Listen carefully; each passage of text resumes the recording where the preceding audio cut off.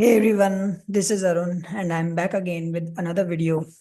So today in this video, I am providing the solution of this question number 14 from the textbook Spreadsheet Modeling and Decision Analysis. So in this question, a furniture manufacturer produces two types of tables, country and contemporary, using three types of machines. The time required to produce the tables on each machine is given in the following table. So in this question, they have provided a tabular format with this information: machine, router, sender, polisher, country, and then they have provided the constants over here in this paragraph. Now in this question, they are asking to provide us the formulation of LP model.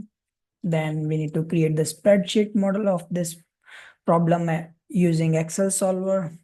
Then what is the optimal solution?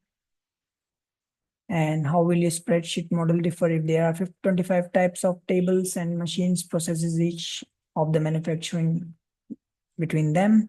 So let me show you the Excel file. I already solved it. So this one is our problem formulation. And I've used x1 and x2, and then these all are the constants that I used from the book itself. Then this is our part B for the Excel solver. So I've used Excel solver here to formulation for and decision variables, constants, and optimal solution.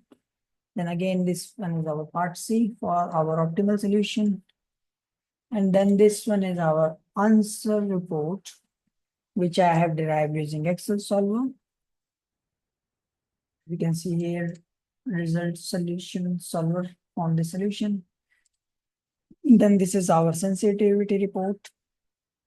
So to get this file, you can just reach me out over WhatsApp or email address, which will be sharing you in the description part of this video. So thank you for watching this video and have a good day. Take care. Bye.